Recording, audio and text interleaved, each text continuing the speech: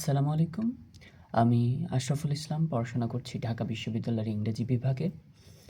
গতকাল আমি এবং আমার বন্ধু একটা খুবই খারাপ পরিস্থিতির শিকার হই।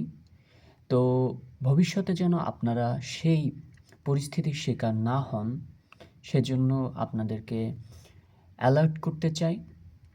তো আসুন সেই গল্পটি শুনে নেই। গল্পটা হচ্ছে এমন যে আমি এবং আমার বন্ধু গতকাল গিয়েছিলাম জাতীয় চিড়িয়াখানাতে মিরপুরে। তো সেখানে গিয়ে যথারীতি আমরা টিকিট কিনি। টিকিট কিনে ভিতরে প্রবেশ করি।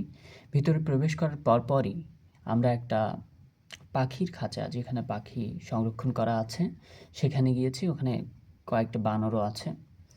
তো সেখানে গিয়ে দাঁড়িয়েছি যথারীতি।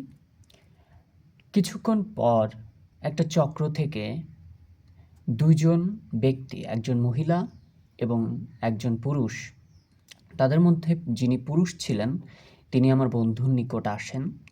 এসে বাংলাদেশের পতাকাওয়ালা একটা ব্যাজ, সেটা আমার বন্ধুর এই সাইডটাতে লাগিয়ে দেয়।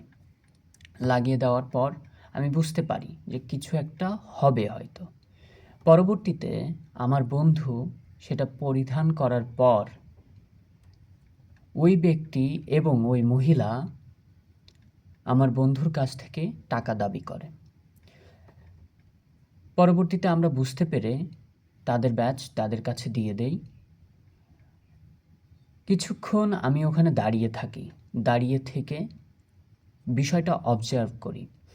যদিও আমার বন্ধু আমাকে বলছিল যে ওখান থেকে সরে যেতে, কোনো একটা বিপদ ঘটতে পারে এজন্য।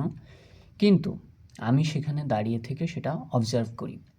দেখি ওই খাঁচার কাছে যে কয়জনই আসছে, যেহেতু ওইটা প্রবেশদ্বারের খুব কাছেই ছিল, সেজন্য ওখানেই দর্শনার্থীরা সবার আগে আসছিলেন।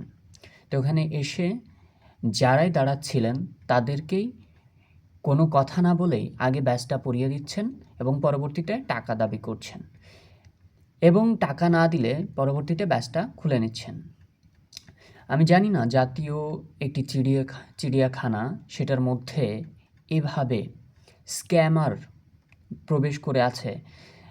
জাতীয় চিড়িয়াখানার যে কর্তৃপক্ষ তারা জানেন কিনা। ভবিষ্যতে যারা আপনারা মিরপুর চিড়িয়াখানাতে যাবেন, দয়া করে আপনারা এসব চক্র থেকে দূরে থাকবেন। ধন্যবাদ।